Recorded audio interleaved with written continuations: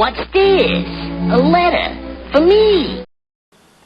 Welcome to another episode of Remember the Great Sports Through the Mail Thursdays. Today I'm going to share with you some recent returns that I just got back in the mail, profiling each of the individuals that signed autographs for me. So this first return is a return from former New York Met / St. Louis Cardinal Gordon Richardson, or Gordy Richardson, on 4 of 4. So this is unfortunately I only had those 3 of the same card, but I did have the TCMA 60s card. So let me tell you about Gordon Richardson, or Gordy Richardson, and his career in baseball. Gordy Richardson, a Georgia native, attended high school in Georgia and signed as an 18-year-old free agent with the St. Louis Cardinals.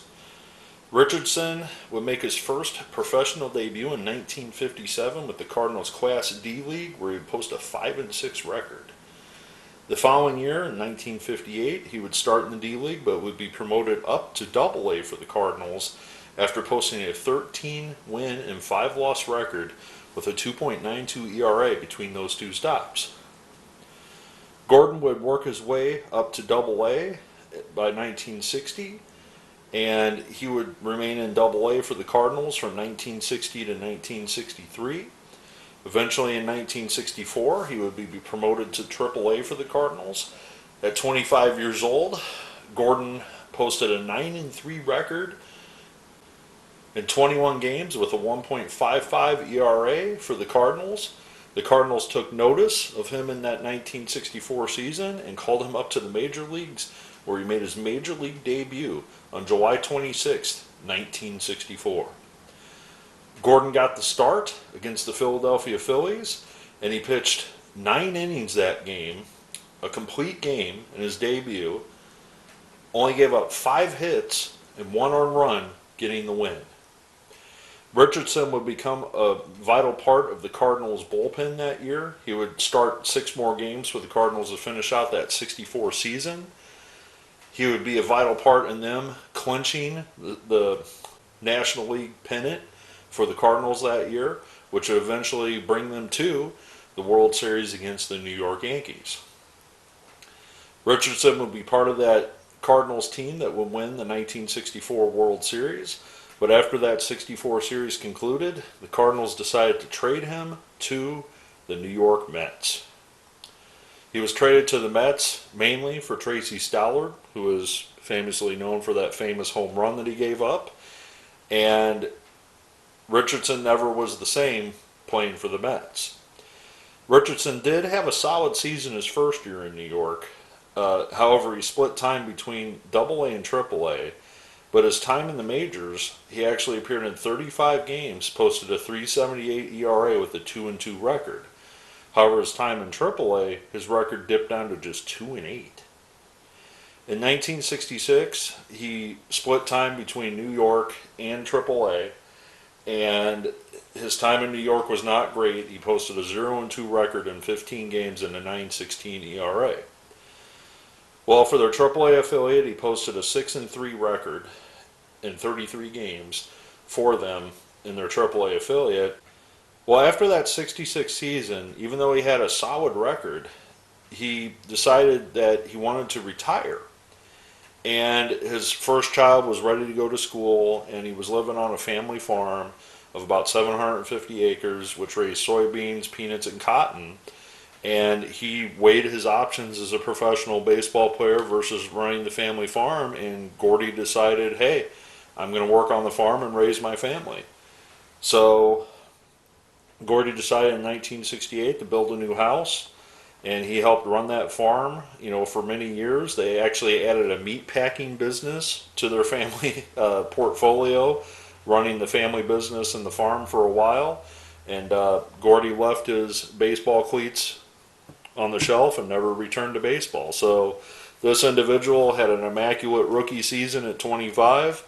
By 1968, he was out of baseball after his time in New York and decided to go home and raise a family and run the family farm. So thank you very much, Mr. Richardson, and we'll move on to the next one.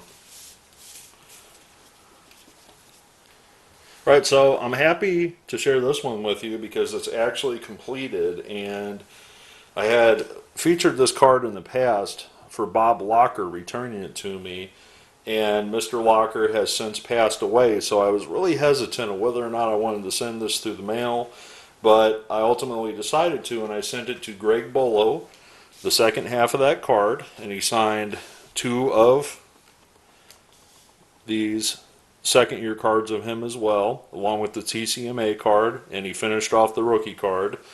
Bollo signed those in pen, so they might be a little bit harder to see, but as you can see, Bob Locker also signed it in pen or really fine black, one of the two, and he signed it in probably the worst possible place you could sign the card, in the tree line across his neck there. It would have been so much better if Bob would have signed it up in here somewhere, like what Greg did there, so it would have shown up. But I can't complain. At least it's signed, and this card is completed, and you can't complete this card anymore because Mr. Walker has passed away. So let me tell you about Greg Bollo and his career in baseball. Greg Bollo was born in Detroit, Michigan, and he later attended Western Michigan University in Kalamazoo, Michigan. After a couple of years in college, he was signed as a free agent by the Chicago White Sox right before the 1964 season. As a 20-year-old, he was assigned to their A and rookie ball affiliate, where he posted a 16-win, 11-loss record in 36 games between those 2 stops. In 1965, he appeared in just 7 games in rookie ball before he got his call up to the major leagues, where he made his major league debut on May 9th, 1965. In his debut against the Minnesota Twins, the right-handed thrower threw 2 innings pitched, gave up 0 hits, 0 everything across the board. Well, he finished out the year appearing in 15 games at just 21 years old for the Chicago White Sox, posting a 0-0 record in 22.2 innings pitched. The following year in 1966, the White Sox decided he needed some more seasoning in the minors, where he posted a 14-13 record in 33 games in their A ball affiliate. Again, he got called up to the major leagues with the White Sox, and he appeared in 3 games, starting one of those games, and he posted a 2.57 ERA in just 7 innings pitched. Well, despite this great showing in Chicago in 1966, the White Sox again sent him down to Double-A. Well, he would post an 8-8 record that year in 1967 between 25 starts with a 8-8, 500 record. Did not get a call back up to the majors in 67. The next year he would split time between Double-A and Triple-A. However, his record would slip to just 4-10 with those 2 stops in 23 games. 1969 was more of the same, splitting time between Double-A and Triple-A, and his record now slipped to just 3 wins and 10 losses in 31 games. 1970 rolled around. He was with the White Sox for a limited time in Triple-A in 1970, where he appeared in just 19 games, but posted a 2-1 record, but his ERA was 6.14. He would, continue to stay in the White Sox organization until he eventually retired from baseball after that season, where he did not have an effective season in 1970. So little did Greg Bollo know that by the time he was 22 years old, he would pitch in his last game as a major leaguer. I just don't know if there was an injury or something that was going on there, because if you look at his numbers just based on his stats in the major leagues, you would think that he would have multiple opportunities with those type of numbers with 2.57 ERA, but his lifetime ERA is 3.34 in the major leagues, and in 18 games, and you would think that he would have a little chance to redeem himself, but maybe there were some injuries that were happening to him that I'm unaware of. But I'm very happy to add his autograph to the collection, and we'll move on to the final and last return. All right, so this final one is a return from former Kansas City / Oakland A great Dick Green on 1, 2, 3, and I want to say I sent a 4th, but he decided to keep it for himself, which is totally fine. It might have actually been a duplicate of that card, if my memory serves me right. But I'm okay with people keeping a card if they like to keep a card of themselves. I certainly probably would do the same thing if I was having stuff sent to me all the time. But very happy to add Dick Green to the collection, so let me tell you about him and his career in baseball. Dick Green was born in Iowa, however, he relocated to South Dakota where he was signed by the Kansas City Athletics right before the 1960 season as a free agent. A multi-sport athlete, he was a football player as well that turned down a scholarship and instead decided to turn pro to play baseball. He appeared in 124 games as a 19-year-old, playing second base for the Kansas City A's Class D affiliate. Green would move up to the Class B affiliate the next year, and he would pop 18 home runs and post a .273 batting average. Now, this is at the time when second basemen typically didn't hit a whole lot of home runs. So somebody hitting 18 home runs got some people's attention. So Green moved up in 1962, where he hit another 10 home runs playing for their AA affiliate, posting a .285 batting average. The next year, in 1963, at 22 years old, he appeared in 140 games for the A's AAA affiliate, and he popped 15 home runs during that time. The A's decided to reward him with the September call-up on September 9th, where he made his major league debut with the Kansas City A's. He would round out the year with 13 games, playing second base for the A's that year, posting a .270 batting average and hitting his one home run, his first career home run. The following year in 1964, the Kansas City A's decided to make Green their full-time second baseman. He appeared on 130 games that year, posting a .264 batting average and hitting 11 home runs.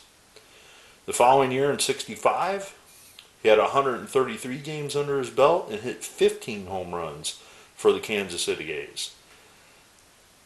Green would be part of the Kansas City A's all the way through the end of the 1967 season when they made the move in 1968 to Oakland. Green would become a fixture for the Kansas City A's, playing second base, playing basically from 1963 to 1974, playing for the Kansas City / Oakland A's as their second baseman. He was a great glove man, played some great defense, had a little bit of pop in his bat for a second baseman. He was part of those 72 to 74 World Series championship Oakland A's teams. Before the 75 season, after that 74 season, the A's decided to release him from his contract despite having a decent season the previous year and, you know, being a longtime veteran of that club. And instead of trying to go free agent or trying to find another place to play, he decided to retire as an Oakland A and after a 12-year career and move into his family business, which happened to be a moving business. So Dick went into the moving business after he retired playing from Oakland for those 12 seasons.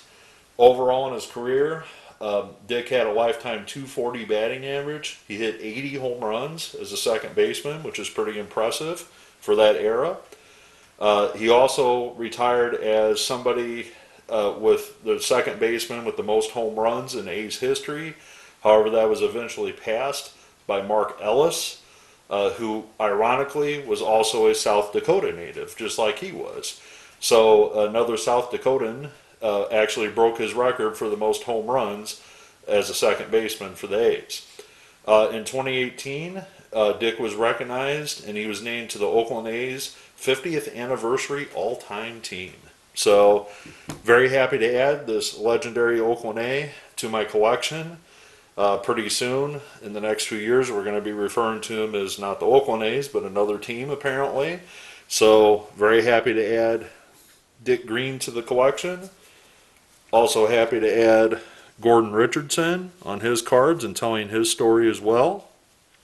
You know, he was a pretty good player for a short period of time in his career. Also happy to get this Greg Bollo card back to get it completed by him and Bob Locker. I want to thank you for taking the time to watch this episode. I hope you learned a little bit about some guys that you may or may not have been aware of in their careers. But I think it's very commendable that all of these guys went on, well, at least two of them, I figured out what they did after their playing career, went on to have successful businesses as businessmen or running a farm, in Richardson's case, after their playing career. So tell me what you think down here in the comments below, and as always, happy collecting.